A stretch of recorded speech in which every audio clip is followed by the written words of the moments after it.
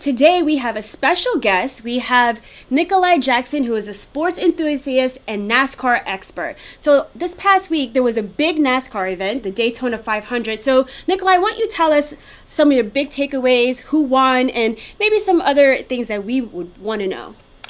Thank you for introducing me. So the Daytona 500 was this past Sunday, and one of the big takeaways was the implementation of this new stage racing that NASCAR has put forth this season, which basically cut the race into 3 segments. And it really enhanced the racing for the fans and for the drivers. One of the big takeaways from the stage racing was that we had a lot more wrecks. There was 75% of the field was completely destroyed.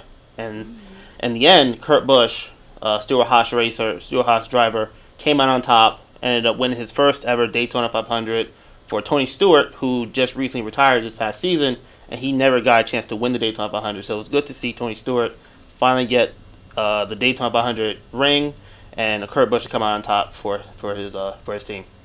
Excellent. So do they really go around the track 500 times?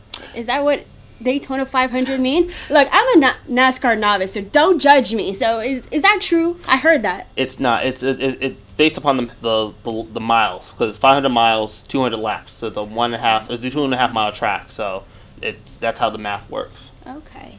You mentioned the amount of wrecks that happened during this race. For those who don't know, how difficult is it to continue the race after you've crashed? Well, in the sense of for the Daytona 500 and for the super speedway races that we have, when the aerodynamics, if your car has a hole or any kind of like any major damage, your car will be slower than the rest of the field who has a nicely full, not damaged car. So you need to survive 200 laps without getting the car major damage. Any major damage caused to the car. If you have any damage to the car, your performance will be hampered and you will not win anything. You won't have a good finish. You won't have a good outcome.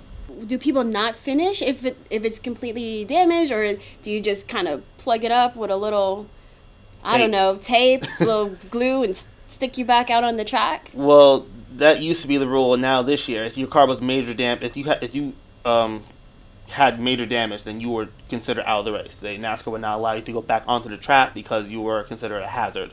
So if you had major damage, you couldn't fix it within 5 minutes. You had to go to the garage and go home. And that was the end result. So that's why we had a lot less cars finish the Daytona 500 this year, because of NASCAR's other new rule, 5-minute clock rule for pit road.